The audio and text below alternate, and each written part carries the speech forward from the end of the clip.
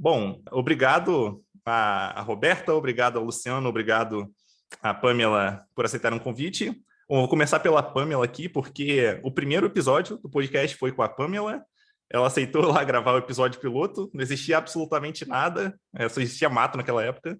E ela aceitou bater um papo comigo, eu fico muito agradecido por isso. Na época, a Pamela já trabalhava no Quinto Andar e hoje continua. Bom, muito obrigado, Pamela, por você ter aparecido aqui para conversar com a gente. E eu queria pedir para você se apresentar um pouquinho para a galera. Boa. Prazer, todo mundo. Sou Pamela Peixinho. Antes de começar aqui, a gente estava até discutindo que Peixinho acaba sendo o que as pessoas me chamam. Eu topei falar com o Eduardo e, assim, basicamente a gente não sabia nem para onde ia sair o podcast, então foi super legal a experiência. Eu trabalho no Quinto Andar já há 5 anos. Hoje eu estou na posição de Tribe Manager, e traduzindo para diferentes nomes em diferentes empresas, basicamente o segundo nível de gestão, fazendo gestão de gestores. Aprendi muitas coisas no Quinto Andar nos últimos anos e gosto muito de compartilhar e falar sobre liderança, trocar sobre isso, então fiquem também à vontade de me chamar no LinkedIn, qualquer outra. É tudo Pamela Peixinho, em qualquer lugar. Então, assim. Bom, eu vou botar o contato de todo mundo nas notas de podcast, então é só acessar lá. Aí, seguindo a ordem aqui da gravação dos próprios podcasts, eu vou chamar aqui agora o Luciano Holanda, que a gente conversou basicamente sobre um livro que, para mim, é o primeiro livro que todo mundo que assume gestão deveria ler. É o livro The Effective Manager. Mas, enfim, obrigado, Luciano, por ter aceitado bater um papo. Enfim, se apresenta aí, pessoal. Opa, e aí, gente, tudo bom? Eu sou o Luciano. Esse livro eu também acho fenomenal. Acho que até o Edu me chamou porque as pessoas ficavam, quais livros vocês recomendam de liderança? Aí sempre eu ou ele, quem chegasse primeiro na thread mandava esse livro aí.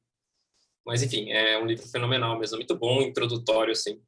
Mas tá, eu sou o Luciano, eu trabalho no Quinto Andar desde dezembro de 2016, sou um pouquinho mais novo de Quinto Andar do que a Peixinho, mas nós dois estamos no top 1% aí. Então, eu entrei no Quinto Andar, eu entrei como estagiário, né?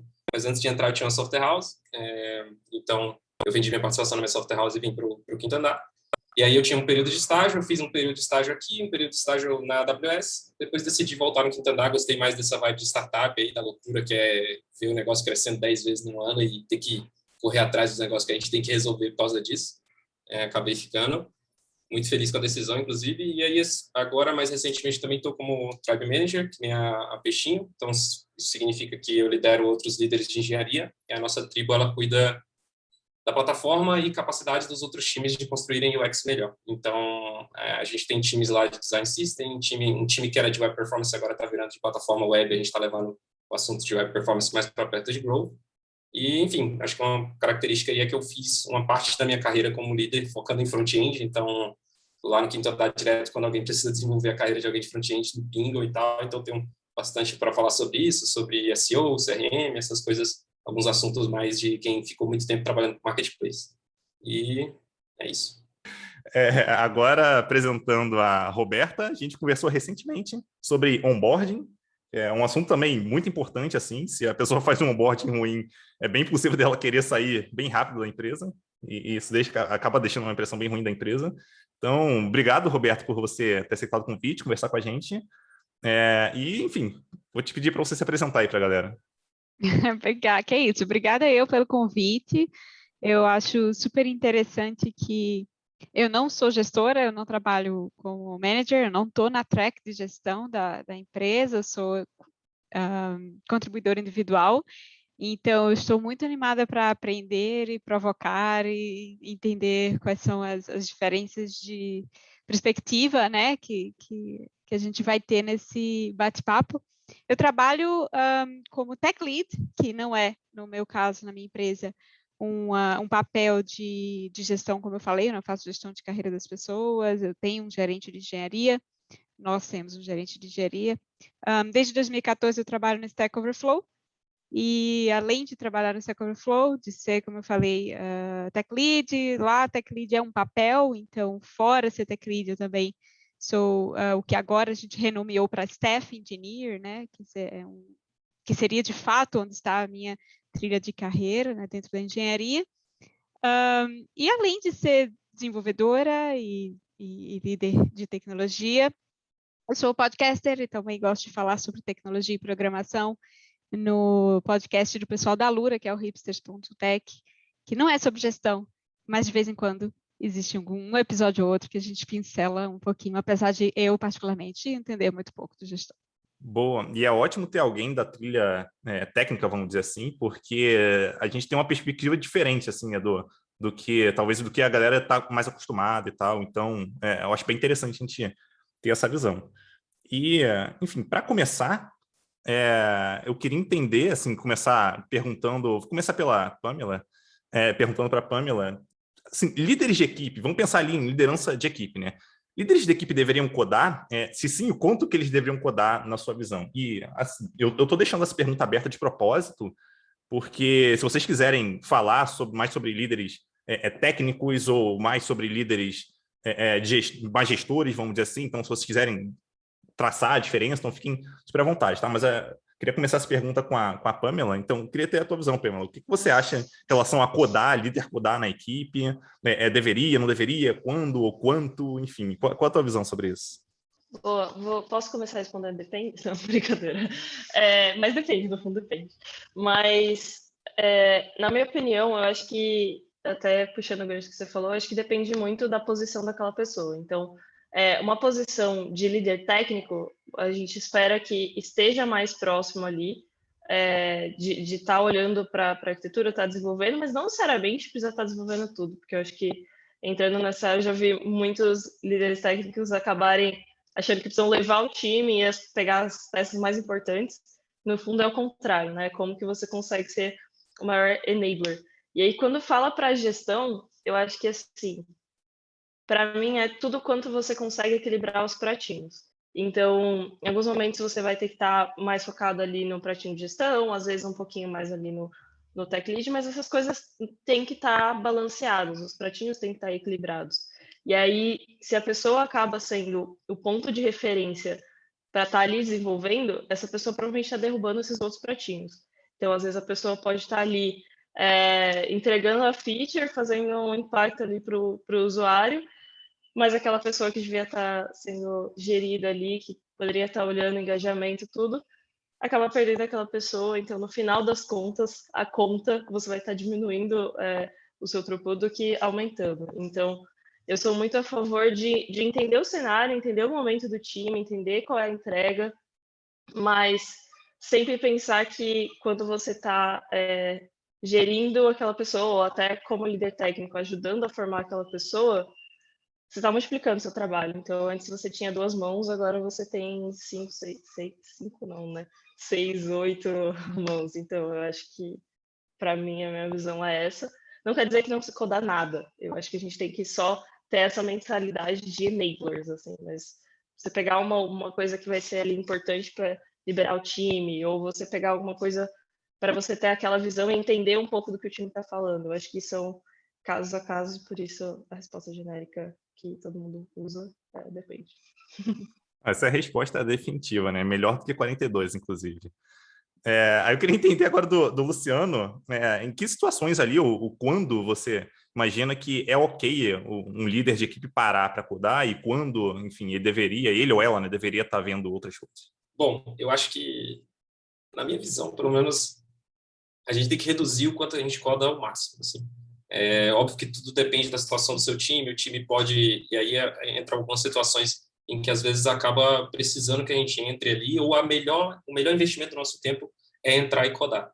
E eu acho importante a gente ter essa noção, assim, o melhor investimento do meu tempo para o time é que eu esteja construindo o software aqui junto com o time.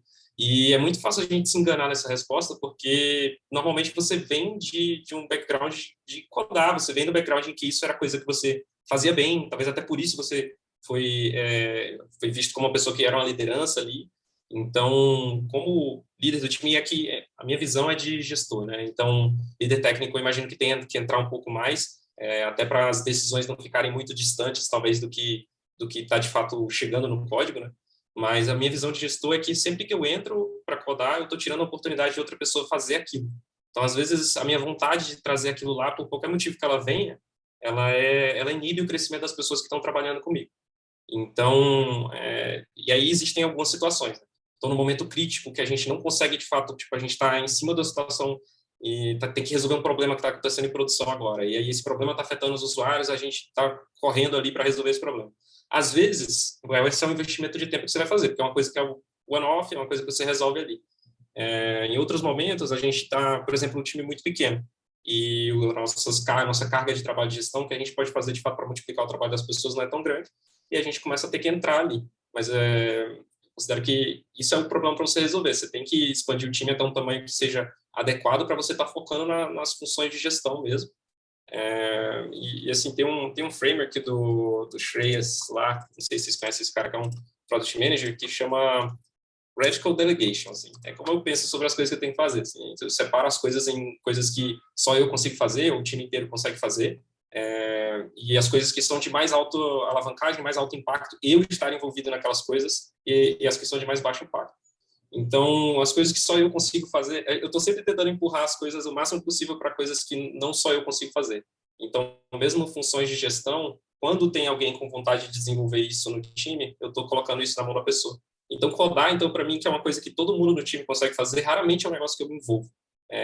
A não ser que realmente seja necessário, e, enfim, faz muito tempo que não é, desde que eu comecei a olhar com mais carinho para as habilidades do time, para preparar o time, deixar o time pronto para enfrentar os desafios que tem que fazer. Então, não sei, eu sinto que eu dei uma sabonetada na resposta, né? Mas a minha resposta é que, no geral, a gente tem que evitar o máximo, e é só realmente, enfim, uma que costuma ser útil é quando o time é pequeno, enfim, ainda estamos construindo o time ali. Então, nesses casos, acho que faz sentido. Nunca uma coisa que crie dependência no time, porque as suas outras atribuições vão te travar. Muito legal, muito legal. Daí eu queria ouvir da Roberta, né, agora, né? Pensando numa pessoa que está crescendo na trilha técnica, às vezes a gente acha que, se eu estou na trilha técnica, então eu vou codar 100% do tempo. Só que não é necessariamente isso que acontece, né? Daí eu queria entender, do teu ponto de vista, Roberta, como que funciona a trilha técnica quando você decide que você vai programar, quando você decide talvez seja melhor delegar, ou enfim, passar a responsabilidade para outra pessoa. Como é que funciona para você? Eu acho muito parecido com o que a Pamela estava falando sobre pratos e multiplicação.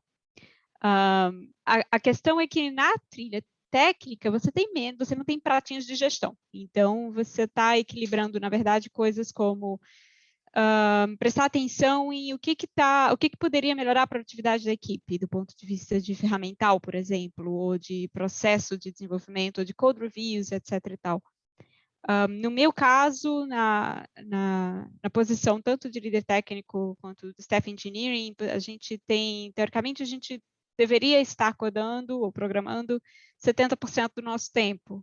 E 30% do nosso tempo a gente está observando essas outras coisas que tem a ver com, por exemplo, conversar com outros times e com outros líderes técnicos de outros times para saber o que a gente poderia fazer junto, o que a gente está fazendo em comum, onde a gente está divergindo, se a divergência faz sentido ou não, porque, de certa forma, você quer manter os times relativamente autônomos. Mas existem arquétipos diferentes de líderes técnicos que também variam de acordo com o tamanho da empresa, com o tamanho das equipes, com as necessidades do negócio. Então, em empresas maiores, é comum ter, por exemplo, quando você chega numa posição de staff engineering ou de principal e tal, o arquétipo do solver, né, do resolvedor, que é aquela pessoa que não pertence ao time nenhum, mas ela fica fazendo rodízio, rotacionando em vários times para resolver grandes pepinos que têm prioridade no negócio da empresa. Então, você vai ver muito isso em Big Techs, por exemplo, né, aquela pessoa e às vezes equipes inteiras que funcionam dessa forma. Elas estão ali e essas pessoas elas programam uma parte muito maior do tempo. Em startup, em empresas menores onde não existe essa figura do solver, né, que faz esse rodízio e que a gente tem mais lideranças técnicas focadas em times de produto ou times de plataforma, que é o meu caso, o arquétipo é um pouco diferente. Então, eu ainda trabalho programando muito, porque eu não sou gestora, né, eu não estou na trilha de gestão, mas assim como a Pamela também colocou, o meu papel não é definir a arquitetura que todo mundo vai seguir, o meu papel não deve ser pegar os pepinos maiores e mais complexos para resolver, porque eu já fiz isso ao longo da minha carreira, eu já fiz muita arquitetura, já fiz muito design, eu já programei muito, já fiz muito troubleshooting, e agora o meu papel mais eficaz para a empresa, né, onde eu vou poder investir meu tempo melhor, de forma a trazer mais retorno, trazer mais conhecimento e acelerar o crescimento do time, é multiplicando esse conhecimento e permitindo que pessoas que estão em degraus mais abaixo da escada da engenharia se encarreguem de levar esses projetos, de liderar esses projetos, de desenvolver esses projetos, com a minha ajuda, supervisão ou mentoria ou não, né, de acordo também com a necessidade de cada um. Então, para mim, uma das coisas mais importantes que eu faço, por exemplo, é desenvolver aqueles projetos mais maçantes, mais mundanos, que não agregam mais conhecimento, por exemplo, aos engenheiros sênior, né, ou aos engenheiros de mid-level, mas que ajudam a produtividade da equipe, que alguém precisa pegar para fazer. Eu adoro pegar esse tipo de projeto, que é aquela coisa chata, maçante, que ninguém quer fazer. Eu faço, porque aí eu desbloqueio vocês focam nos problemas que são mais interessantes e que vão desenvolver seus conhecimentos melhor. Eu acho bem interessante, assim, que na resposta dos três, dá para ver que em diversos momentos surgiu algo que talvez não todos tenham usado essa palavra, mas é algo muito próximo disso, né? Que é o delegação. Então, eu não deveria estar fazendo isso, ou eu deveria estar delegando de alguma forma, não só porque alguém precisa fazer isso, talvez eu não tenha talvez tempo para fazer aquilo, mas muito por conta de desenvolver as pessoas que estão ali também, né? E às vezes a gente tem essa alavanca que a gente não sabe que tem. Então, talvez é um projeto mais complexo, mas por que eu deveria estar pegando um projeto mais complexo para fazer? Será que eu não poderia estar mentorando alguém da equipe, delegando isso para a pessoa e estando próxima dela para ela resolver e aprender ali, talvez sentindo algumas dores e tal? Então, essa também é uma forma que parece bem interessante ali de desenvolver as pessoas. Sem contar que, né, como líderes, na minha visão, a gente deveria estar muito mais próximo de resolver problemas mais complexos. Quando eu digo complexo, não estou dizendo necessariamente complexo do ponto de vista técnico, mas sim complexo do ponto de vista de interações. Então, tem alguns pedaços de, enfim, alguns projetos ou algumas mudanças que a gente quer fazer que depende muito de interação, né, entre as equipes. Então, se eu tiver muito no detalhe, muito escrevendo a linha de código, olhando muito para o micro, talvez eu perca um pouco desse macro e deixe de trabalhar nesse macro, que é ele justamente que vai garantir que todo o micro se conecte, talvez até com, enfim, contribuição de diversas equipes ali para que a gente consiga entregar um resultado muito maior, né? Então, eu poderia estar contribuindo muito mais, servindo de cola ali para aquela coisa funcionar, né? Seja lá que coisa é essa, se é um projeto, enfim, se é uma entrega ali, um produto, do que necessariamente, enfim, atuando ali na ponta, né? Então, na minha visão, se um líder ou uma líder deveria programar ou não, acho que depende muito do contexto que a pessoa está, né, e depende da alavanca que ela quer usar. Então, por exemplo, se eu estou num contexto onde eu sou especialista em um sistema de está pegando fogo porque, enfim, deu um bug em produção que a gente está perdendo dinheiro, eu não vou tentar delegar isso para uma pessoa, sei lá, que é júnior na equipe, por exemplo, porque, enfim, a criticidade é muito alta. Então, eu vou lá, vou botar a mão por 5, 10 minutos, uma hora, um dia, uma semana, talvez, porque a gente precisa muito de velocidade naquele momento. Então, é um caso onde delegar não faz muito sentido. Agora, em uma situação mais comum do dia a dia, então pode fazer todo sentido eu delegar ali, né? Então, é uma forma de novo, é uma forma da gente contribuir muito para o aprendizado das pessoas e também depende muito do contexto, né? Tem contexto que faz sentido e que não faz, entender as alavancas que a gente tem. Então, como líder, eu tenho alavancas que dificilmente alguém na equipe vai ter. Talvez a pessoa não vai ter a mesma visão que eu, talvez ela não entenda a criticidade da mesma forma que eu entendo, talvez ela não tenha informações que eu tenha e talvez não tenha conseguido passar. Enfim, então, como líder, para mim faz muito mais sentido, via de regra, né, eu me afastar do código para conseguir fazer outras coisas. O ponto inicial aqui, pelo menos na minha visão, é que vale a pena a gente codar, em princípio, tá? Obviamente existem exceções aí, mas em princípio faz todo sentido a gente codar quando é algo mais crítico, quando é algo que a gente precisa de muita velocidade e a gente não consegue ter essa mesma velocidade com alguém ali na equipe. Eu acho que um ponto importante também é que existem vários tipos e várias formas de você delegar as coisas. Porque você tem que reconhecer o momento que aquela pessoa tá também. Então, eu não posso pegar um problema ali, a pessoa nunca fez um projeto sozinha. Eu vou lá e jogo o projeto e falo, Tó, faz aí e some.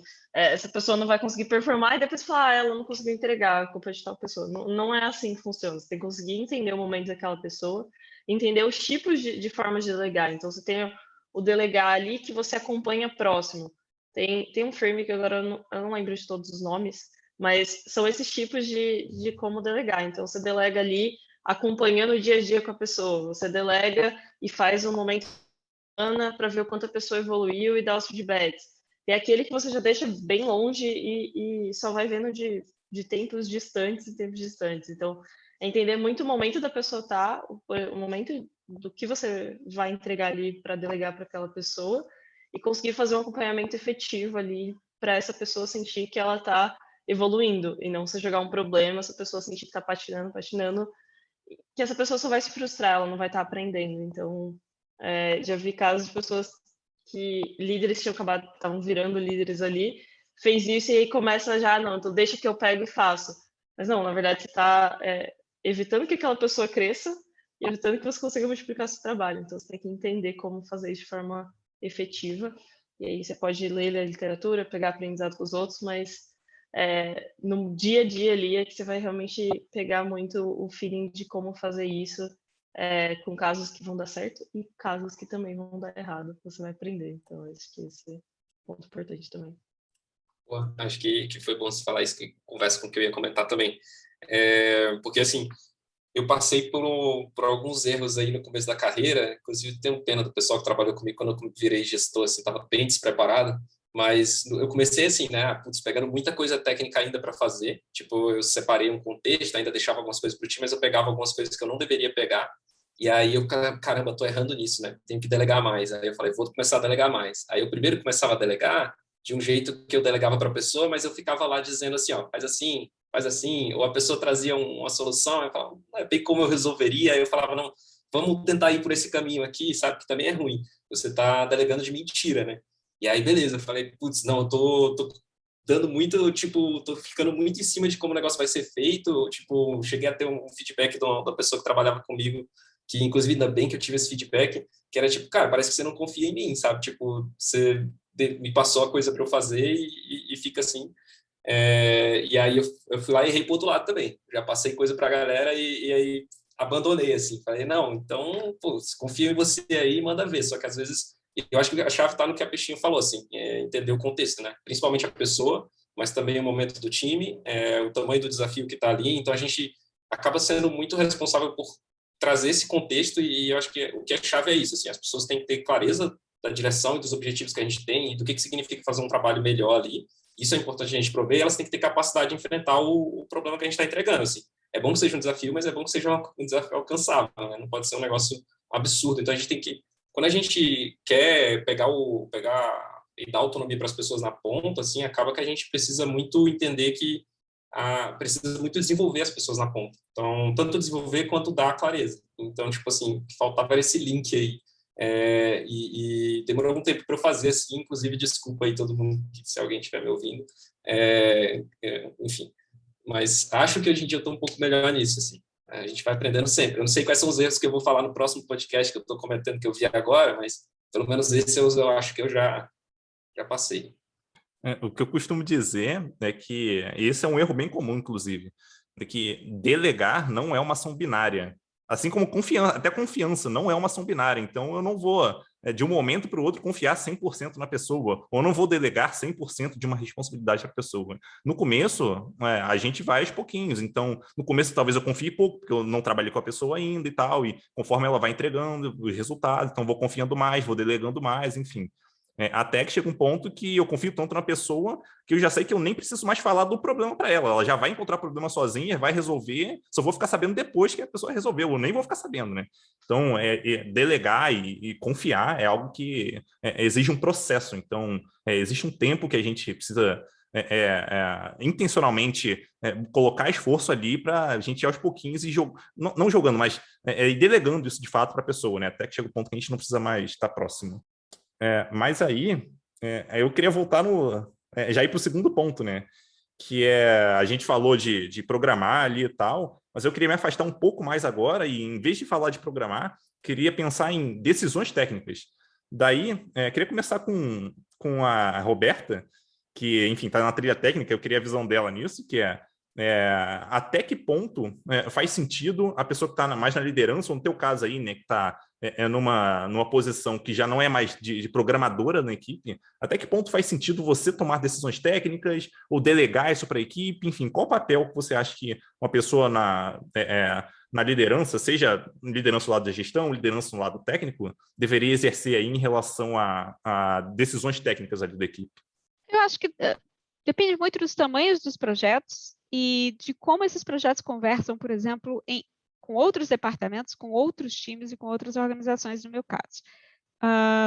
Eu prefiro dar o máximo de autonomia possível para a pessoa que está executando o projeto. Então, quem vai executar o projeto tem autonomia de definir as decisões técnicas que vão nortear o desenvolvimento desse projeto. O meu papel é muito mais de aconselhamento, nesse sentido. É claro que, dada a minha experiência e dada a posição que a gente alcança, né, não é à toa, se fosse apenas para dar palpite e opinar, não fazia sentido a gente ter essa posição acima da trilha técnica, né? Você não precisa promover ninguém para cima, você não vai ter influência nenhuma nas decisões que são tomadas. Mas eu gosto dessa palavra, de influência, né? Eu tenho uma experiência não apenas de trabalho, mas uma experiência institucional, né? De já ter visto diversos projetos sendo desenvolvidos e colocados em produção dentro da empresa e de conhecer como eles conversam com outros times, como eles conversam com outros projetos. E esse conhecimento institucional me dá uma visão um pouco mais abrangente de como nossos sistemas funcionam, que muitas vezes ajuda na definição de determinadas decisões técnicas que o meu time ou outras pessoas, porventura, venham a tomar. Mas, com exceção de projetos que eu lidero, que me são dados, né, diretamente, por N motivos, por decisão estratégica da empresa, ou porque é um projeto que envolve, sei lá, 5, 6 pessoas, dentre elas um staff engineer e tal, com exceção desses projetos, o meu papel, eu gosto que ele seja muito mais de aconselhamento e influência do que definição.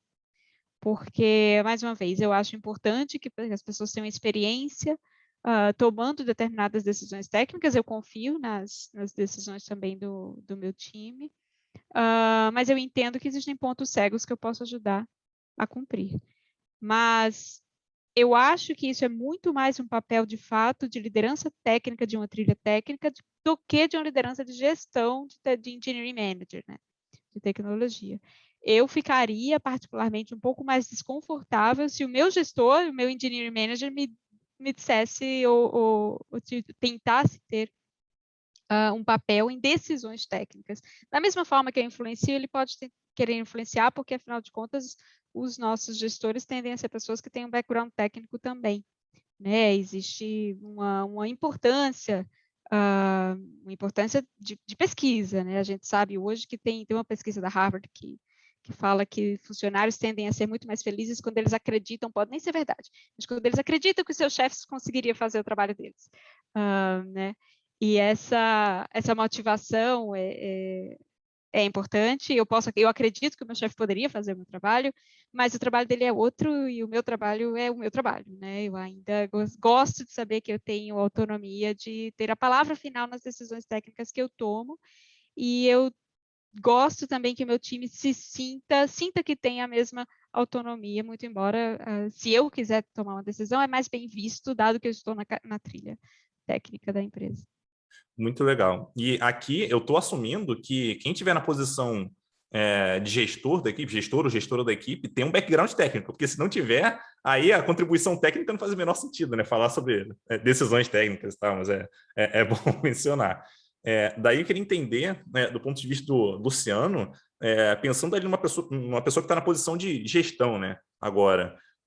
assim, por mais que ela esteja numa posição de gestão, ela também tem algumas opiniões em relação a questões técnicas, talvez algumas decisões, ferramentas, qual é melhor, qual não é, enfim, arquitetura, se uma é melhor que a outra e tal. Então, na tua visão, Luciano, como que, ou até pegando no teu caso específico, né? Como que você lida com essa questão de decisões técnicas? Como é que funciona ali no teu dia a dia? Você dá algum direcionamento? Não dá? Enfim, como é que funciona para você? Hoje em dia eu faço a liderança de outros engineering managers, né? Então eu estou ainda um pouco mais deslocado de decisões técnicas mesmo do dia a dia. Minha preocupação é muito maior em gestão.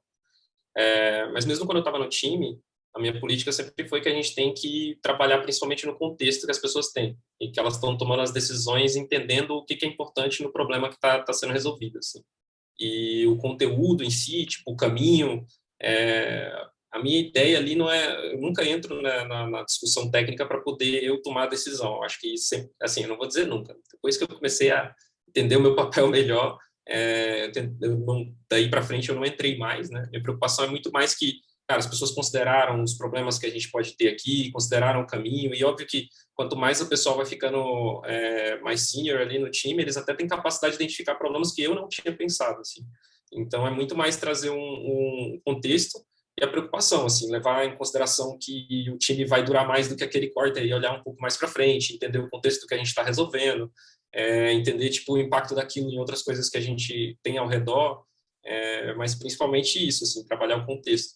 E aí, dependendo de cada time, isso é diferente, né? Então, tipo, se a gente está falando, por exemplo, de um time de plataforma web, assim, então é importante que para o time de plataforma web que ele tenha uma linha de contato próxima com os outros desenvolvedores web da empresa para poder estar descobrindo esse contexto. Então, tipo, eu posso estar fazendo essa ponte, eu posso estar estruturando como a gente faz essas pesquisas, eu posso estar trabalhando junto com o pessoal, e isso vai trazer contexto para o pessoal. Agora, se a gente vai fazer um framework, se a gente vai trocar, a gente não vai usar mais template para lançar uma nova aplicação, a gente vai usar não sei o quê.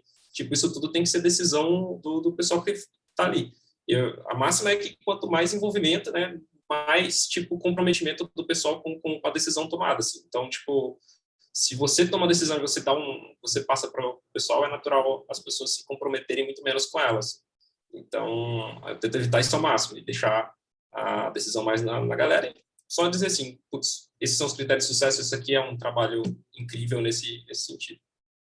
Aí eu queria entender agora da Pamela, se você já passou, Pamela, por alguma situação onde você viu a sua equipe, né, na época que você era gestora ali de equipe, né, ou até agora como gestora de gestores, se você já passou por alguma situação onde você viu alguém tomando alguma decisão técnica que você, isso aqui vai dar problema e tal.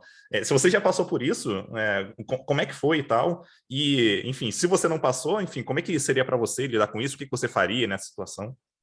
Tipo assim, essas coisas acabam acontecendo, normal.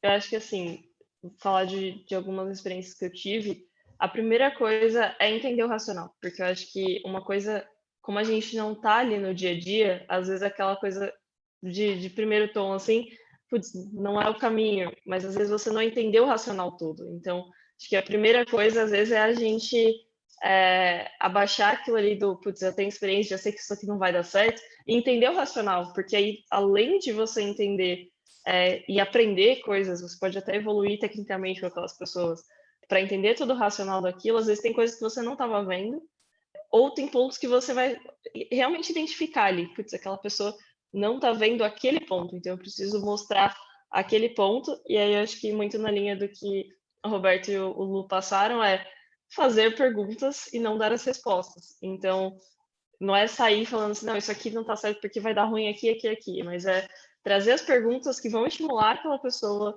a entender onde está o problema, conversar sobre aquilo até a pessoa encontrar uma forma de fazer a solução e você ir ajudando ali com as perguntas. Então, a vez que aconteceu isso, então, mas será que essa é a melhor ferramenta? Tá, a primeira coisa que veio na minha cabeça. Então, por que a gente escolheu essa ferramenta? Por causa disso e disso. Mas a gente olhou esse ponto de disponibilidade, a gente olhou esse ponto de monitoração, como que a gente vai fazer isso? A gente não olhou. Então vamos entender como que a gente pode fazer isso?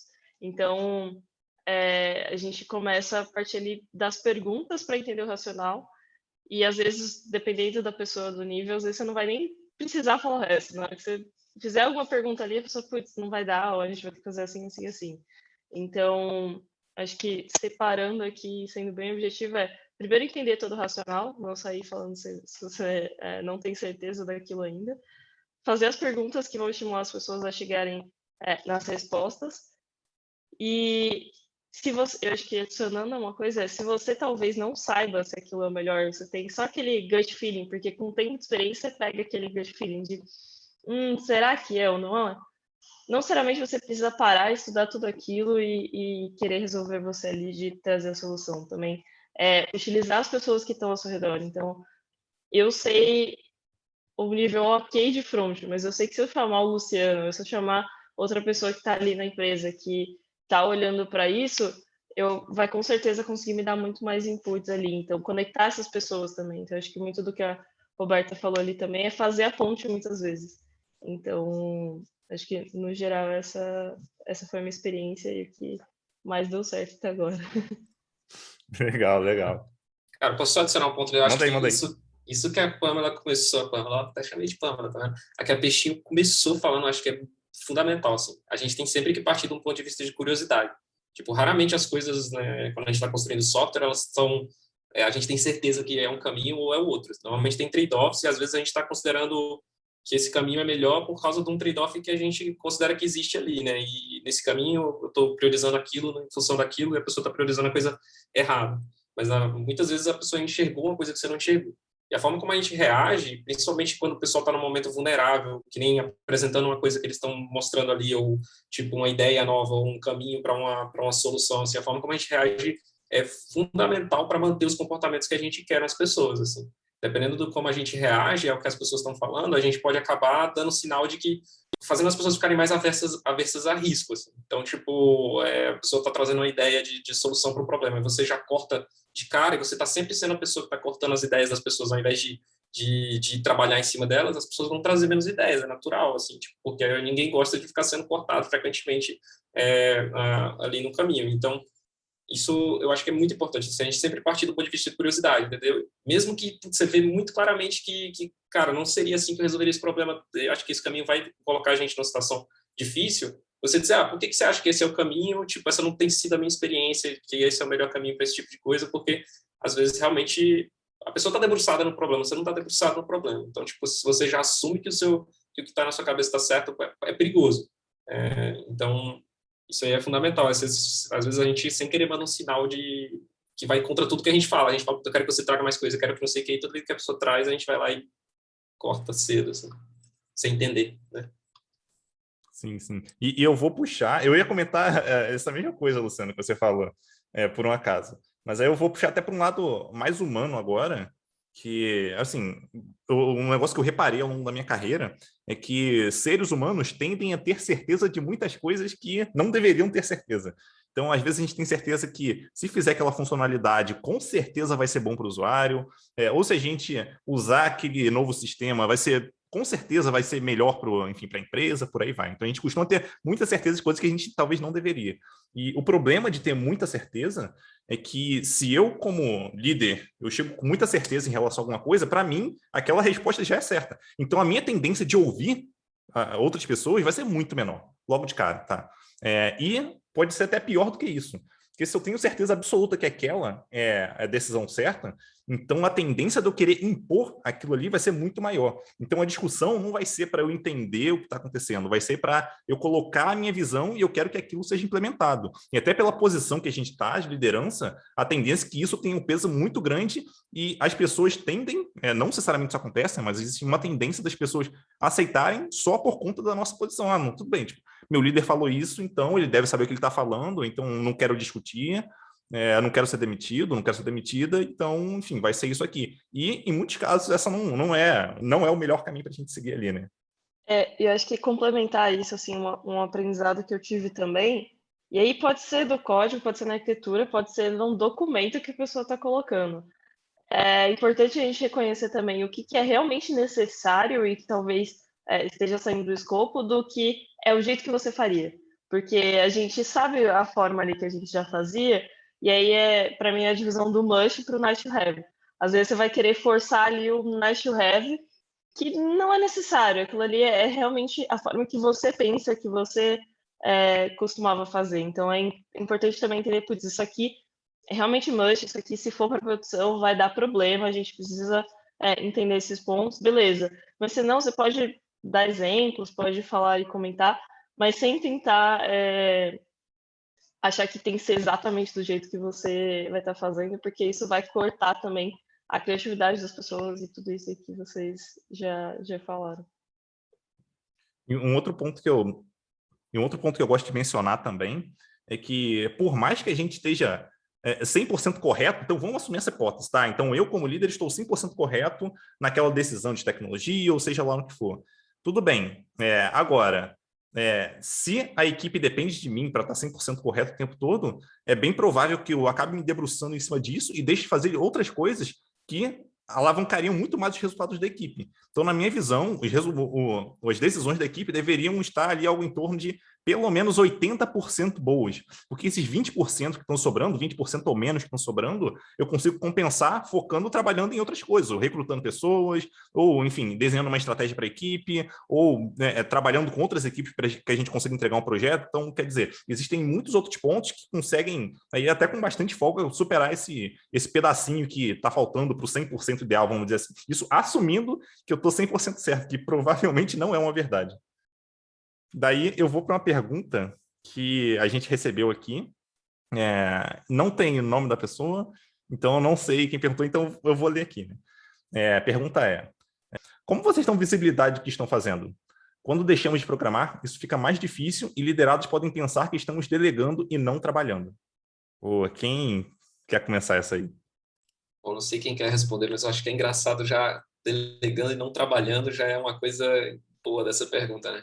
Tipo, quando você delega, a responsabilidade ainda é sua, você ainda está lá dentro, você está delegando como uma ferramenta de desenvolvimento para as pessoas e para que o time e as pessoas que estão ali consigam fazer mais, tanto naquele momento quanto no futuro, por causa das coisas que elas desenvolveram, tá? Sobre visibilidade, eu vou entrar e aí se alguém quiser adicionar, por favor.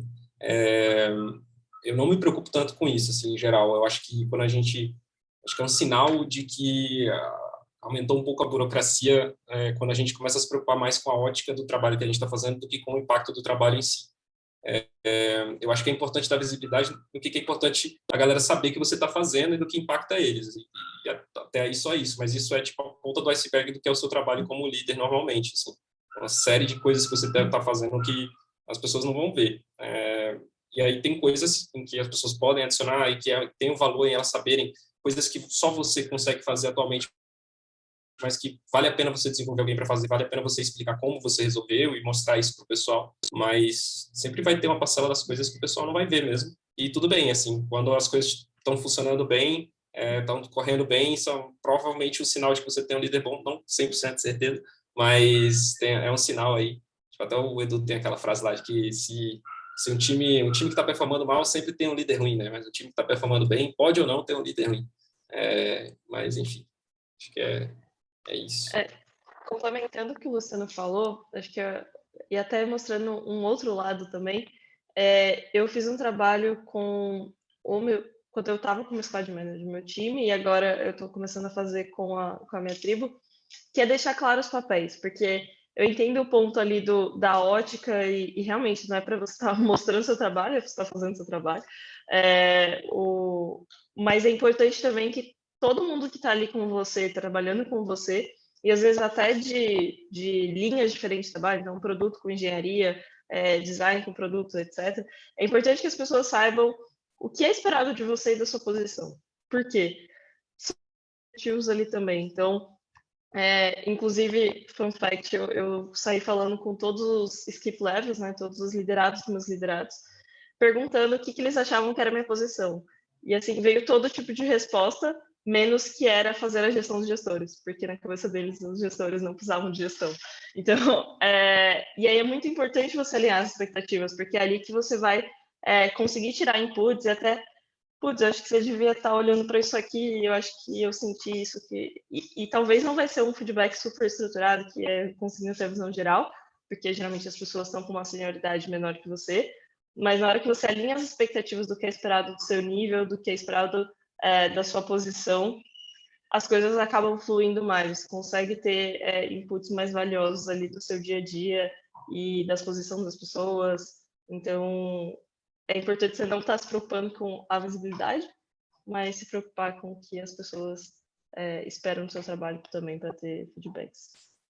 No seu caso, Roberta, como é que funciona para você? Você se sente na necessidade de dar visibilidade ou não? Você toca essas coisas, enfim? Eu acho que é uma pergunta. O que eu achei interessante é que ele fala.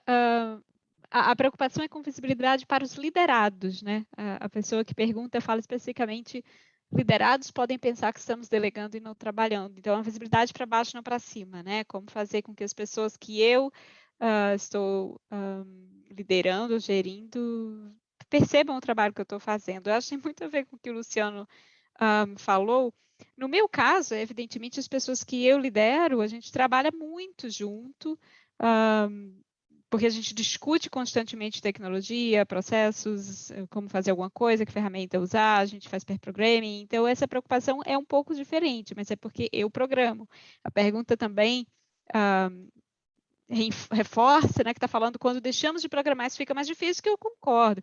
Mas no caso de um papel de gestão, eu posso falar do que eu espero do meu gestor, né, como eu vejo se o meu gestor, eu que sou da trilha técnica, que sou uma individual contributor, né, que é uma contribuidora individual, como falam lá nas gringas, como que eu vejo que o meu gestor, ou como que eu percebo se ele está fazendo um bom trabalho ou não. Eu percebo se ao longo do tempo a nossa equipe está produzindo como deveria, se as pessoas estão motivadas, se as pessoas existe uma cola entre a equipe está trabalhando bem junta, ou se existem pessoas que não trabalham com as outras, e esse problema, sabe, se alonga e não é resolvido. Se a gente tem um problema de turnover muito alto, se a gente tem um problema de contratação que não se resolve, todas essas coisas, para mim, são sintomas de que tem algo na gestão da equipe que não está funcionando como deveria. Então, por exemplo, olhando para a minha carreira, para a minha evolução de carreira, o meu gestor ele faz a gestão da minha carreira. Então, eu também preciso perceber se eu estou recebendo feedback que eu deveria, nos momentos que eu deveria, de coisas que eu preciso melhorar, de coisas que eu preciso rever, que eu preciso parar de fazer, que eu preciso começar a fazer. E uma vez que esse feedback é entendido e endereçado, eu estou tendo progressão de carreira ou eu estou parada no mesmo papel há 5 anos e sem ser nem promovida, nem receber, tá tudo ótimo, mas não ganho promoção. Enfim, então, esses são todos sintomas de que o seu gestor ou a sua gestora não está prestando tanta atenção assim, nem em você e nem no seu time, né? Então, se você quer que o seu time e as pessoas que você lidera tenham visibilidade de que o seu trabalho está dando certo, garanta que essas coisas não são observadas, né? Que essas coisas não aconteçam. Eu tenho uma visão de que se algum ou alguns liderados ou lideradas sentem que não sabem o que o gestor ou a gestora está fazendo, provavelmente esse gestor ou essa gestora está fazendo alguma coisa estranha ali, enfim, o trabalho não está sendo muito bom, né? Porque quando o trabalho é bom, as pessoas percebem. Então, a equipe ela está entregando resultado, as pessoas, enfim, como a Roberta falou, né? As pessoas estão motivadas, algum processo que antes não estava tão legal, ele passou a ficar legal, talvez a comunicação com outras equipes que talvez antes não funcionava, ela passou a funcionar, então as pessoas sentem que a coisa melhora. E se a coisa ou está indo muito para um lado ruim, né? Então os processos estão piorando, as entregas estão piorando, né? Se as pessoas estão confusas, não sabem para onde está indo, enfim, provavelmente, né, quem está no papel de gestão não está fazendo um trabalho tão bem, né? Então esse tipo de coisa ele não é tão nítido quanto uma simples tarefa que a gente move no Gira, no Trello, enfim, seja lá na ferramenta que o time estiver usando, ele não é tão nítido assim, mas ele é nítido num horizonte um pouco maior de tempo. Então, no horizonte de 1 mês, 2 meses, 3 meses, em 6 meses fica muito claro, assim, se ao longo dos últimos 6 meses aquela liderança ela funcionou bem ou não para a equipe, né? Então é um pouco mais sutil, vamos dizer assim, a diferença. Ela não é tão hard como a gente esperava como programador ali, né? Agora eu queria passar para o próximo ponto, que eu queria muita visão de vocês em relação a isso, né? Que enfim, pensando aqui numa liderança um pouco mais técnica, o quanto que essa liderança deveria, na visão de vocês, se aproximar de gestão de pessoas? Elas deveriam, talvez, essa liderança técnica deveria também fazer one-on-ones, pensando que é uma posição talvez de tech lead, né? Essa pessoa deveria fazer one-on-ones, deveria se preocupar com o desenvolvimento das pessoas, enfim, até que ponto ela deve entrar nessa questão? Aí eu queria começar perguntando pela Roberta, muito por ela estar numa posição muito, muito semelhante a essa, né? Então, eu queria entender de você, Roberta, como você vê essa posição de liderança técnica e talvez um pouco ali mais próxima de gestão de pessoas e tal, o quanto você acredita que essa pessoa deveria ir nessa direção? Bom, eu vou falar do que eu faço, né, de como eu enxergo, porque, de novo, a questão da liderança técnica é realmente muito plural, né, de acordo com o tamanho de empresa, de equipe, com a arquitetura organizacional dos lugares onde você trabalha. No meu caso, eu não faço one-on-one com as pessoas que trabalham comigo, com as pessoas da minha equipe, mas tem duas coisas que eu faço bastante sob demanda e de acordo com quando me solicitam, mas que eu gosto de fazer, então para mim é um prazer, que são mentoria e patrocínio, digamos assim, ou sponsorship, né? Que são duas coisas que têm um pouco a ver com gestão, bem mais a ver com gestão, mas no nosso caso, o meu viés é um viés muito mais técnico. Então, a minha mentoria técnica ela é uma mentoria do ponto de vista de o que eu acho que você tem que estar estudando, o que eu acho que você poderia ler, ou de que formas diferentes você pode resolver esse problema. Então, por exemplo, você está com um problema que você não consegue escrever testes para um determinado componente. Digo, bom, primeiro você tem que estudar esses e esses conceitos ou essas e essas técnicas para depois a gente chegar nesse ponto. Esse tipo de mentoria que acontece muitas vezes como one-on-one, né? Porque é algo mais direcionado e algumas vezes como office hours, né? Tipo, olha, vamos fazer um office hour sobre depuração multithread, entendeu? Então, como fazer a depuração multithread? Aí a gente abre para a empresa inteira e tal. E o patrocínio, né, o sponsorship tem um pouco mais a ver com criar oportunidades. Então, eu sei que tem alguém que está de olho, que quer saber como vai para staff engineering e está sendo devidamente gerido por seu gestor de engenharia, porém que quer ouvir de outro staff engineer quais são as práticas e responsabilidades que ele poderia aprender a fazer para de fato ser promovido. Então, eu abro muito esses lugares de oportunidades, porque, olha, a gente precisa reescrever uma arquitetura e tal coisa. Então, vamos tentar fazer juntos, vamos tentar conversar juntos e eu te incluo na conversa, te coloco um lugar na mesa para você começar a se envolver com esse tipo de coisa, já que você está almejando um lugar na mesa de forma permanente, de qualquer forma.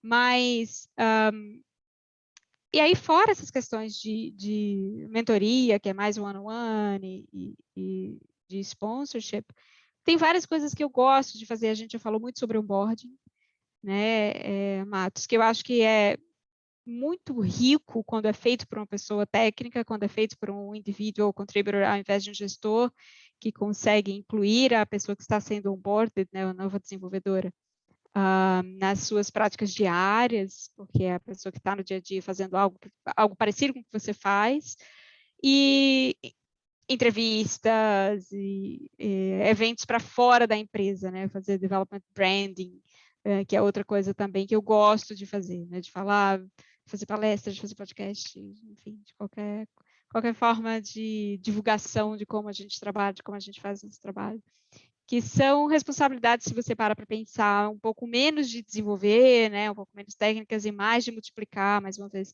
tanto conhecimento quanto as práticas da empresa, internamente e externamente. Mas esse é o que eu faço, né, é o que é possível fazer dentro da minha organização, e é evidente que diferentes organizações vão ter diferentes listas de responsabilidades para pessoas que entram na parte de liderança técnica, enfim. Muito legal, muito legal. Agora eu queria entender a visão de quem é gestor, né? Gestor e gestora aqui, né?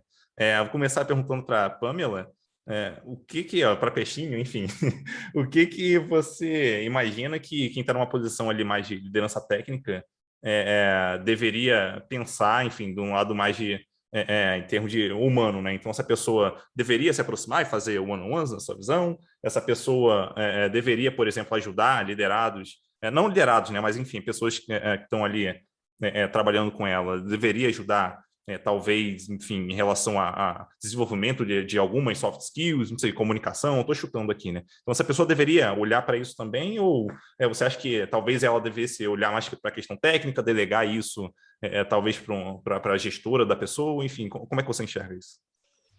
Boa. Eu acho que uma coisa que às vezes acaba virando meio tabu assim, que é, eu vou para a trilha técnica, vou assumir posição ali de liderança técnica, mas eu não tenho que olhar para essa skill de liderança, né? Acho que uma coisa que acontece é que você precisa ter as skills de liderança, não de gestão de carreira, etc., mas skills de liderança.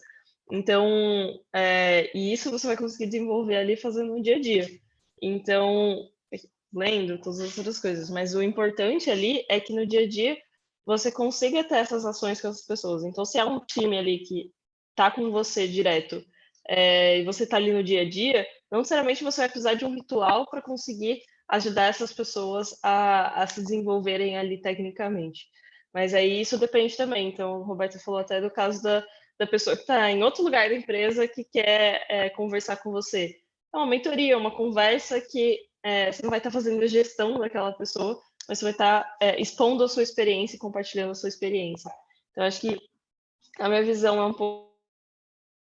E acho que a pessoa tem que estar ali olhando para essas skills e não para essas skills, para evoluir para si e evoluir outra pessoa, mas não necessariamente tá ali resolvendo todos os problemas daquela pessoa ali e ajudando a evoluir tudo, porque aí realmente é o papel em parceria da gestão. Então, acho que se está no mesmo time, é muito importante a comunicação e a conversa entre a pessoa líder técnica e a pessoa da gestão. Assim, essa parceria é super importante para estar olhando com todos os lados mesmo a pessoa. Boa. E você, Luciano, qual é a tua visão aí sobre esse assunto? Legal, acho que a galera já falou bastante coisa aí que vai na mesma direção da minha visão, mas eu vou adicionar um ponto. Tipo, nem todo time que eu trabalho tem uma pessoa tech lead apontado, né? E isso não porque não tem uma pessoa lá que seria capaz de ser tech lead, mas porque a gente rotaciona quem lidera, de fato, tecnicamente, o time, dependendo do projeto, momento, contexto. Então, quando a gente tem a figura do tech lead ou da tech lead, aquela pessoa ela está ali pensando, é uma posição técnica. Então, tipo, no nosso contexto, em todo time, tem uma pessoa que faz a gestão da engenharia. Tem outros contextos em que o gestor ou a gestora da pessoa está liderando outras 30 pessoas. Então, nesse contexto, você como liderança técnica do time acaba sendo muito impactada pela ausência de gestão para aquelas pessoas ali. E a gente, quando está na posição de liderança, a gente acaba sendo avaliado também pelo sucesso do time, não só pelo nosso sucesso, né? Então, quanto mais a gente cresce, mais o nosso impacto é visto como impacto nas outras pessoas também. Então, quando a gente sente falta dessa gestão nas outras pessoas, é natural que a gente tenha que assumir. Então, quando eu assumi como tech lead, a gestão do time estava distante. Então, eu no começo fiquei fechado, assim, pensando, olha, não vou fazer trabalho de gestão, vou ficar focado aqui no trabalho técnico. E depois de algum tempo, assim, eu vi que, cara, na real, aquilo não era o melhor investimento do meu tempo, assim. Então, eu acho que tanto o que a Roberta falou aí e que a Peixinho falou também é fundamental. A gente entender o contexto do time, a gente entender o que está acontecendo ali. Na nossa empresa, a gente tenta minimizar a necessidade disso, colocando gestão dentro de cada time. Isso tem um custo muito grande para a empresa, não é barato ter um engineering manager em cada time, mas, por outro lado, a gente garante que estamos dando um carinho maior para a carreira de todo mundo, que a gente está olhando para as oportunidades de dentro do time, que às vezes o gestor fora não tem tantas alavancas para colocar ali para você também o que se desenvolver.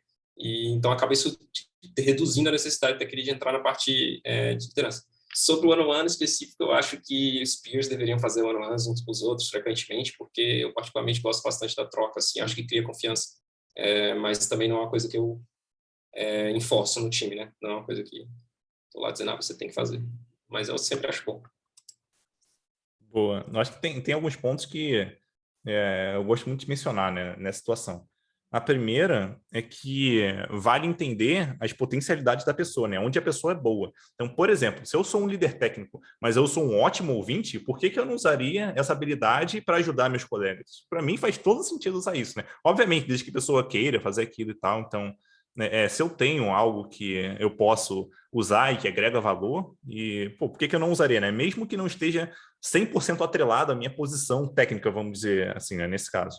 Então, se a pessoa é boa naquilo, eu acho que ela poderia, enfim, deveria, a não ser que ela não queira, então ela deveria fazer. Um outro ponto é que se essa pessoa, né, essa líder técnica, quiser um dia se tornar gestora, então, para mim, obviamente, faz todo sentido ela começar a pensar, né, no que ela está fazendo ali no dia a dia, focando essa movimentação, né? Então, one-on-ones, ouvir muito bem as pessoas, pensar talvez um pouco mais em processos, um pouco mais em produto, enfim. Então, para mim, esse caminho faz todo sentido desde que ela queira se tornar gestora, né? Então, esse é um ponto que eu acho importante mencionar também. Um negócio que, até pegando pelo meu histórico, pelo menos essa é a minha forma, né, de enxergar esse problema, é que se a equipe tiver alguma necessidade muito grande ali em alguma área onde aquela liderança técnica, talvez pela posição dela não é obrigada a fazer aquilo, mas ela puder contribuir, para mim ela deveria estar contribuindo. Então, por exemplo, eu tenho uma equipe onde essa equipe não tem um gestor ou uma gestora direta, e eu, como um líder técnico, eu conheço um pouco de processo, então eu sei ajudar a equipe a resolver um problema de gargalo, por exemplo. Por que eu não vou usar essa habilidade, sabe? Então, se eu estou contribuindo para a equipe, eu deveria estar olhando para isso e atuando dessa forma. Eu fiz bastante isso ao longo da minha carreira, inclusive a equipe que eu peguei imediatamente antes de virar gestor, eu cheguei numa situação onde eu entrei como tech lead, tinha muito problema acontecendo e a coisa que eu menos fiz nessa equipe foi programar. Eu primeiro tentei resolver esses problemas para conseguir dar vazão para a equipe, aí depois eu ia voltar a programar. Acabou que não deu tempo, eu me transformei em gestor antes e comecei a olhar para problemas um pouco mais alto nível, vamos dizer assim, né? Mas ainda assim, a minha visão sempre foi de, eu cheguei aqui, deixa eu entender o que está acontecendo, os problemas que estão acontecendo e como que eu consigo contribuir para isso. Se programar for onde eu conseguir contribuir menos, então talvez eu não devesse estar programando, mesmo sendo o líder técnico da equipe. Obviamente, talvez isso não seja muito fácil para quem gosta de programar ali, é hardcore, vamos dizer assim, mas é uma forma da pessoa também pensar um pouquinho fora da caixa e tentar contribuir com outras coisas que talvez ela consiga contribuir. Eu vou ver se tem mais alguma pergunta aqui, vamos ver. Tem uma pergunta do Pedro Cordeiro. Você quer fazer a pergunta, Pedro? Só abrir se o Pedro estiver aí também, né? Só abrir o microfone aí e perguntar, cara. Fica à vontade. Eu preciso ver minha pergunta, porque preciso colar aqui, que eu fiz duas. Tranquilo. Inclusive, oi, Peixinho, oi, Lu, saudades. Oi, Peter. Bom, deixa eu ver aqui, achei. Vou ler, aí depois, se estiver confuso, eu falo de novo. Vocês, líderes que programam pouco, pensando no próprio desenvolvimento técnico, veem valor ou priorizem programar durante o horário de trabalho ou só por fora? Eu acho que o de baixo é bem parecido com o que eu fiz também. Como líder de time, até que ponto faz sentido buscar a própria evolução técnica e como fazem na medida que passam a gerir times mais seniores? A minha resposta longa é que eu tenho um artigo sobre isso, se quiserem dar uma olhada. A resposta curta, quer dizer. Mas eu invisto tempo nisso durante o tempo do trabalho, mas fora também, acho que mais por interesse, curiosidade minha, do que qualquer outra coisa. Mas o jeito que eu estruturo... Isso aí faz muito tempo que eu faço isso na minha carreira, tá? Depois de um tempo eu descobri que não era tão comum fazer isso, porque eu aprendi, acho que com, sei lá, 4 anos, assim, eu tinha uma tia que me dava aula todo dia num horário fixo durante o dia, e a gente estudava X horas por dia, todo dia, assim.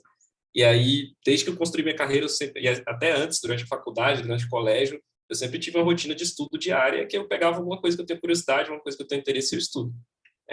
Então, isso desde sempre, assim. E durante os meus dias na semana, eu foco 4 dias em assuntos mais relacionados a times, estratégia e o domínio que eu estou trabalhando naquele momento. Então, no momento, eu estou estudando muito sobre branding, porque a gente vai trabalhar com times de branding.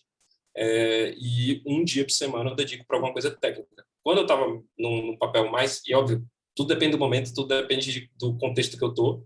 Em alguns contextos, eu precisei dedicar mais tempo para entender algumas coisas mais tecnicamente. Mas todo dia eu tenho uma rotina de estudo. Assim, eu começo meu dia estudando. Isso tem sido muito bom para minha carreira. E eu acho ok usar o meu tempo de trabalho para isso, que eu estou investindo e conseguir fazer mais coisa no futuro. E eu acho que faz total sentido. Assim. Não abro mão. Quando eu tô, esse é o primeiro sinal de que eu estou com responsabilidade demais, quando eu não estou conseguindo fazer isso.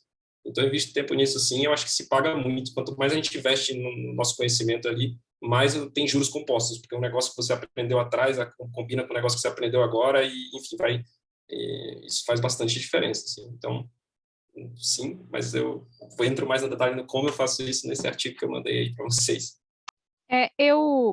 Eu acho que manter-se técnico, né, e continuar técnico, ainda que você esteja num lugar de gestão de outros técnicos, eu não vou dizer essencial, mas eu acho muito importante porque eu acho que gera uma empatia, que é, para mim, muito interessante. Quando eu resolvo um problema que é particularmente difícil, por exemplo, saber que o meu gestor consegue apreciar, né, e consegue entender, nossa, Roberta, parabéns, você resolveu esse problema de uma forma inteligente, de uma forma eficaz, etc. E não que ele vai dizer algo do tipo, resolveu, nossa, mas era difícil, né? Demorou, caramba, sabe? E não tenho a menor ideia do que eu tive que fazer, do caminho que eu tive que trilhar para resolver aquilo. Isso me faz ter um respeito, e respeito talvez não seja a palavra, mas aumenta a minha satisfação no trabalho porque eu me sinto reconhecida, né, como contribuidora individual. E eu imagino que é um sentimento comum entre todo mundo que trabalha, quando você sabe que o seu chefe de fato entende o que você está fazendo, entende a complexidade do que você está fazendo, você sente, olha, então vai ser mais fácil, de repente, por exemplo, eu ser reconhecida ou ser promovida, etc., porque eu confio que o meu gestor tem o conhecimento necessário para reconhecer a complexidade do trabalho que eu estou executando. E isso motiva o time, motiva as pessoas individualmente e motiva o time também. E a outra coisa que é legal quando você tem uma intimidade com a tecnologia que é contínua, né? Quando você não deixa que esse conhecimento vá se distanciando muito, é que você sabe, por exemplo, que tipo de coisas motivam o meu time, né? Que novas tecnologias estão surgindo. Quando alguém chegar aqui e disser, olha, eu acho que a gente tem que botar todo o nosso sistema no Kubernetes, por exemplo, o que que isso significa? Primeiro, o que que significa do ponto de vista de investimento da equipe? Eu acho que entender o racional, como a Pamela falou, tem muito a ver com isso, mas também entender o que isso significa do ponto de vista de contratação. Tipo, pô, se a gente adotar uma tecnologia que está deixando muita gente super animada, que a comunidade de desenvolvimento está se empolgando com essa tecnologia, que impacto que isso vai ter na felicidade do time, que impacto vai ter nos nossos esforços de contratação, né, porque a gente vai se tornar uma equipe valiosa aos olhos do mercado, de quem quer aprender essas tecnologias, de quem quer trabalhar com elas, e também que valor que isso efetivamente traz para a empresa para você não ficar pulando de moda em moda sem de fato ter nenhum benefício prático, ou investir muito mais do que o benefício que aquela ferramenta traria, enfim. Essas coisas você só consegue avaliar de forma efetiva se você se mantiver próximo do técnico, né? E para isso você precisa estudar. Na minha opinião, que não sou gestora, esse estudo deveria ser parte do seu horário de trabalho. Eu vejo isso como parte da sua evolução de trabalho. E, portanto, deveria estar dentro você deveria ser pago para fazer isso, né? Claro que se você é uma pessoa curiosa que gosta de estudar por hobby, enfim, se é algo que te diverte ou se é algo que te estimula fora do horário de trabalho, não tem problema nenhum, mas eu não acho que isso deveria ser uma condição, né? Algo que é requerido. Eu, por exemplo, eu adoro programar, mas eu adoro programar quando eu estou sendo paga para programar. Quando eu não estou sendo paga para programar nas minhas horas vagas, eu gosto de jogar videogame. Então, hoje em dia, é isso que eu faço quando eu estou de folga, quando eu não estou trabalhando nas minhas horas vagas, eu fico com os meus bichos, com a minha família, com o meu videogame, enfim. E eu queria complementar com duas coisas. Acho que a primeira é que quando você tem a visão geral de engenharia, de todos esses problemas técnicos, de tudo que o time usa, isso também vai te dar muito arsenal para ser mais estratégico. Então, coisas ali que o pessoal que vai estar desenvolvendo não vai conseguir estar fazendo, então você conseguir olhar e falar, a gente precisa criar um time para isso, que vai atacar esse problema, que vai disponibilizar isso para os outros times. Então, você consegue ter uma visão muito mais estratégica. E eu acho que um outro ponto é que não necessariamente vai ser só, eu acho que estudando é uma das formas, mas a gente tem que conseguir utilizar o dia a dia para isso também. Então, vai ter um problema lá que o time está atacando, que eles vão resolver de uma solução, e às vezes você não conhece aquilo, e você fala assim, explica aqui para mim, como que foi isso? O que você aprendeu? Quais foram os pontos? Você também consegue consumir esse aprendizado. Por isso que eu sempre acredito que a liderança, assim como o pareamento, qualquer coisa, é uma troca.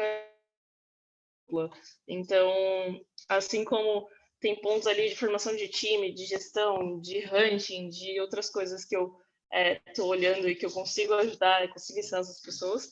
Eles também vão conseguir me ensinar várias outras coisas técnicas que eu não sei também, e até da arquitetura atual que eles estão mexendo. Então, é super importante também consumir esse aprendizado ali. E tá tudo bem, como líderes, a gente fala, putz, não conheço isso, ou não sei, e aprender, porque senão a gente acaba caindo ali no, meu Deus, eu preciso saber tudo de tudo, eu preciso saber tudo de gestão, tudo de todas as arquiteturas, tudo de... E aí você acaba indo para um overload ali da sua cabeça que não vai conseguir processar tudo. Então, é importante você conseguir reconhecer as coisas ali e tirar proveito do seu tempo e do tempo do seu time. Eu acabei entrando muito no conteúdo da pergunta e não no porquê, né? Mas isso que é só a analogia que eu gosto de fazer com o meu trabalho é que é como se a gente fosse um técnico de futebol, sabe? E um bom técnico de futebol entende do jogo. Ele pode talvez não jogar mais perfeitamente, pode não ser o melhor jogador e tal, mas se você não entende do jogo, se você não consegue mostrar para o pessoal como jogar melhor dentro daquele time, qual que é o seu trabalho na real, assim, né? Então, tipo, isso envolve entender as pessoas, óbvio, mas isso envolve muito entender o jogo também, entender como que a gente consegue guiar a carreira do pessoal naquele sentido, assim. E eu acho que só adicionando um outro ponto, que a Paixão Peixinho matou meu texto inteiro aqui, já falou tudo que tem no texto, menos um pontinho só que eu não coloquei, ela falou uma outra coisa também, mas um pontinho só que eu não coloquei, que eu coloquei aqui, que é em relação a comunidades e a sua rede, assim. Então, quando você está cercado de pessoas técnicas comentando e postando sobre aqueles assuntos e falando sobre aquilo, naturalmente você vai pegando um pouco do que está surgindo, do que a galera está usando, do que está funcionando, do que não está funcionando. Isso tem um valor que é difícil de você apontar qual é esse valor, né? Mas, em geral, te dá um feeling, assim, pelo menos de quando você tem que explorar um pouco mais um assunto ou outro. E isso é legal, assim. Eu faço questão de participar bastante, né, nas comunidades que eu estou, e, enfim, do meu perfil eu gosto, né? Nem todo mundo gosta de fazer isso, mas eu curto bastante, eu sinto que isso me ajudou muito, assim, nas que eu participo que são mais técnicas, eu aprendi muito tecnicamente, nas que eu participo que são mais de gestão, aprendi muito de gestão também. Eu acho que tem um valor intangível aí em estar cercado de pessoas que estão falando de assuntos que são relevantes para você no dia a dia. Boa, muito bom. Tem 2 pontos que eu queria colocar aqui sobre essa questão técnica, 3, na verdade.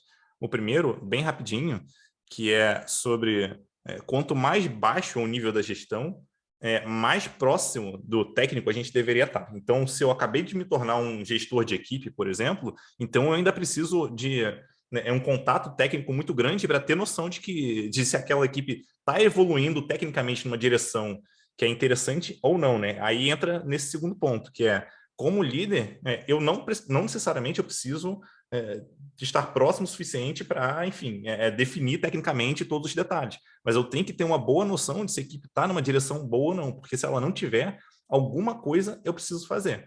É claro que o cenário, no cenário ideal, eu vou ter alguém na equipe, ou se eu não tiver, eu vou conseguir contratar alguém para conseguir assumir mais essa parte técnica, vamos dizer assim, né? Então, a ponto de delegar isso totalmente para a pessoa, né? Eu não precisar mais me preocupar com isso. Mas enquanto esse cenário não existe, de alguma forma, na minha visão, eu deveria ter uma boa noção de se a equipe está caminhando numa direção boa ou não. E pegando aí entra o meu terceiro ponto, né? Um ponto que, talvez até para fazer um contraponto do que eu mesmo falei, sobre programar ali na equipe, né? Tem uma situação muito específica, tirando, obviamente, contextos de crise e tal, tirando esses contextos, tem uma situação muito específica que eu acho interessante, né, o gestor ou a gestora programar ali junto com a equipe, parear, programar, resolver um problema, que é muito baseado num conceito do Lean, se eu não me engano, que é chamado de Gemba Walk, que é basicamente você, e só para explicar um pouquinho desse conceito, basicamente pensa numa fábrica onde você tem os líderes da fábrica muito afastados da operação, então o pessoal está ali mexendo em maquinário e tal, tendo problemas no dia a dia que esses líderes não conseguem enxergar. Então esse conceito surgiu justamente para trazer esses líderes para o chão de fábrica, para andarem pela fábrica mesmo, por isso que chama de walk, né? O Gemba é basicamente, em japonês, o local onde o trabalho é feito. Então é basicamente andar ali pelo Gemba para você conseguir identificar problemas que talvez já tenham até virado paisagem e as pessoas aceitaram que é coisa daquele jeito e não precisa ser.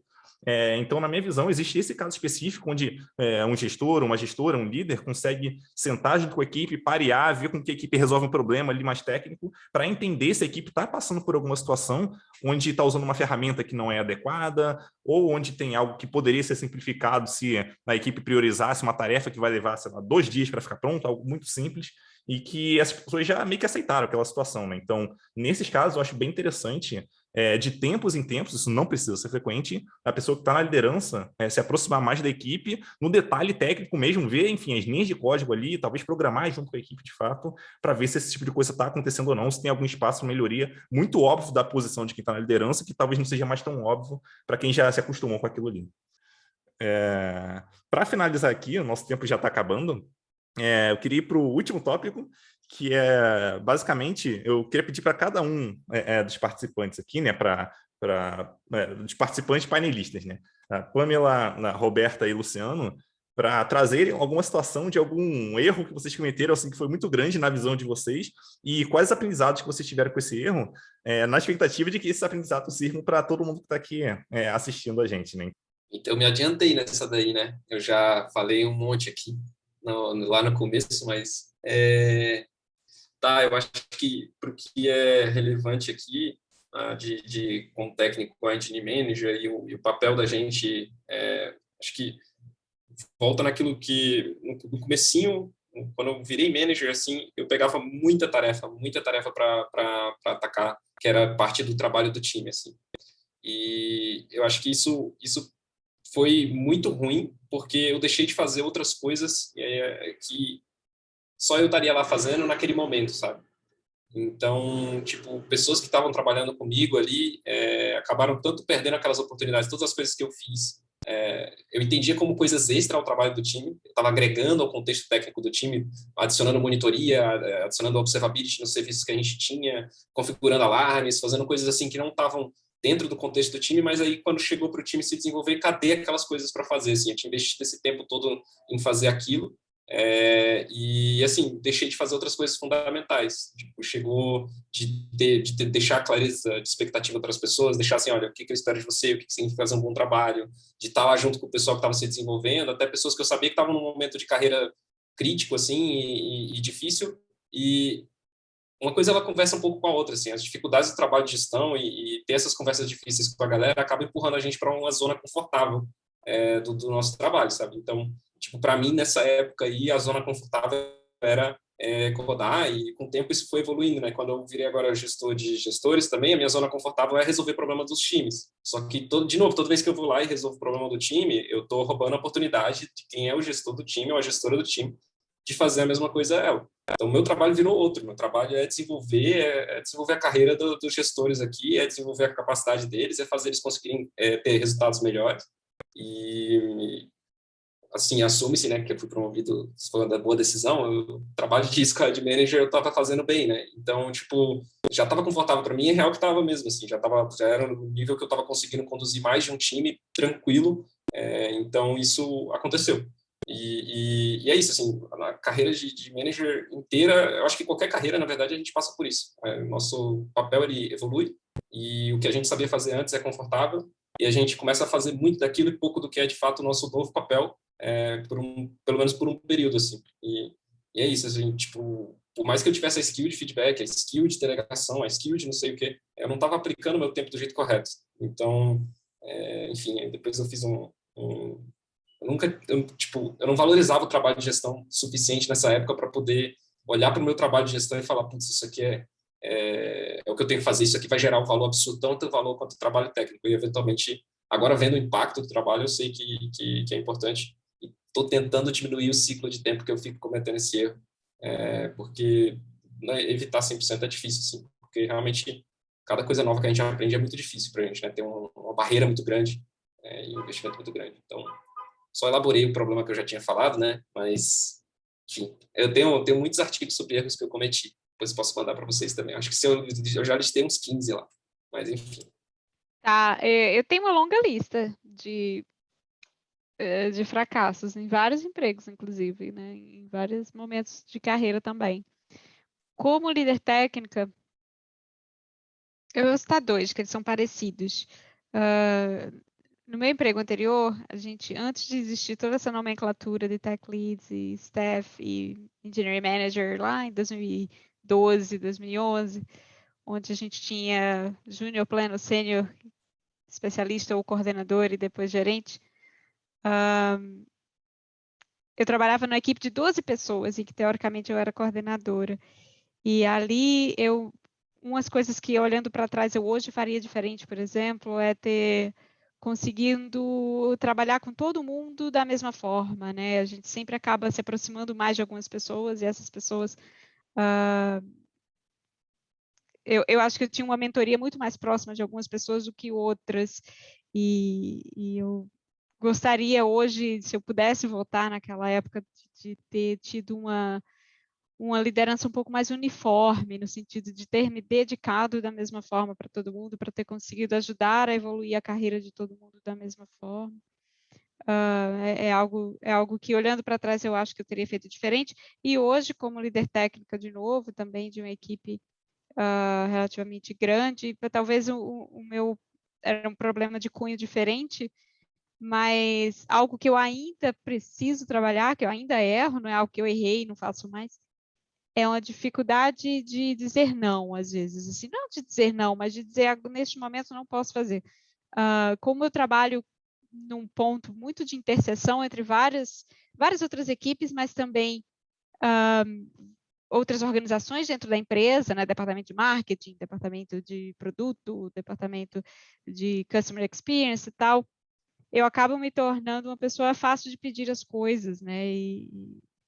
Enfim, como eu não sei dizer não, eu sou muito receptiva a essas requisições, muitas vezes o meu gestor fala, Roberta, pelo amor de Deus, foca no que você tem que fazer e para de ficar puxando trabalho para esses outros departamentos e tal. E isso é algo que eu acho que tem um pouco a ver também com estar muito tempo na mesma empresa, né? Você acaba conhecendo muita gente e acaba se tornando um rosto amigo para todo mundo.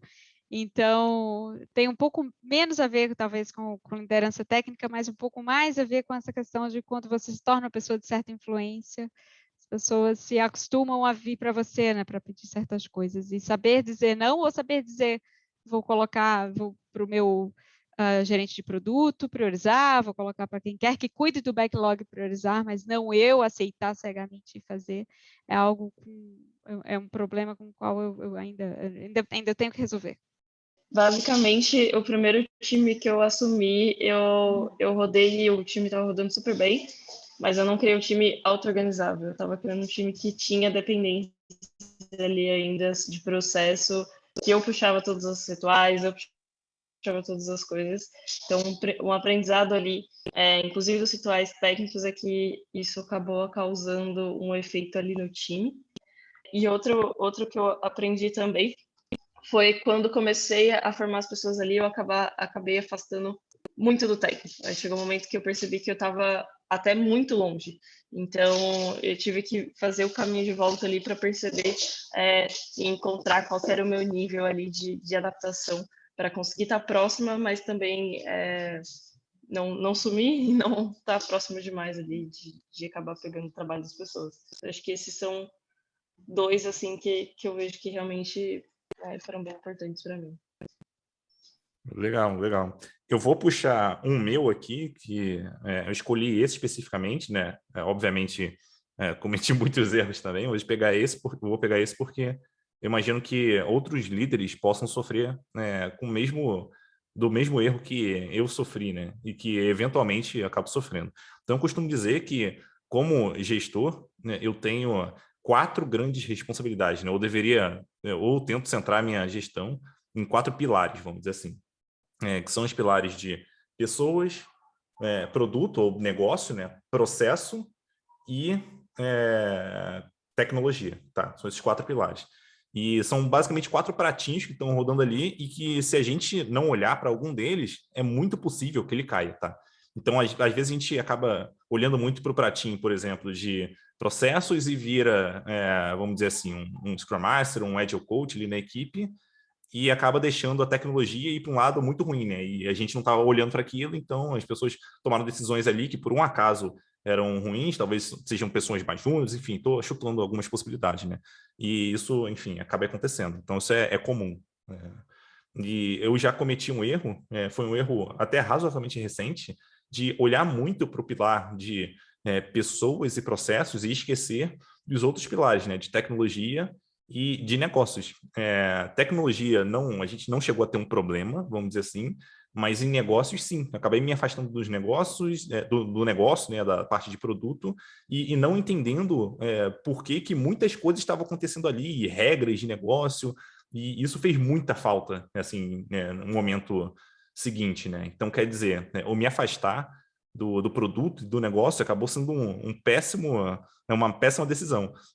Obviamente, eu ter me aproximado desses outros pilares me ajudou a resolver problemas, mas por ter só olhado para eles, ele acabou me gerando problemas também na frente, né? Então, esse foi um puta aprendizado assim, que eu tive, de que a gente precisa pensar em equilibrar todos os pratinhos. Obviamente, algum pratinho vai estar mais desequilibrado que os outros, a gente vai lá, enfim, põe um pratinho para rodar de novo, né? E fica olhando para ver onde estão as maiores oportunidades, os maiores riscos ali também.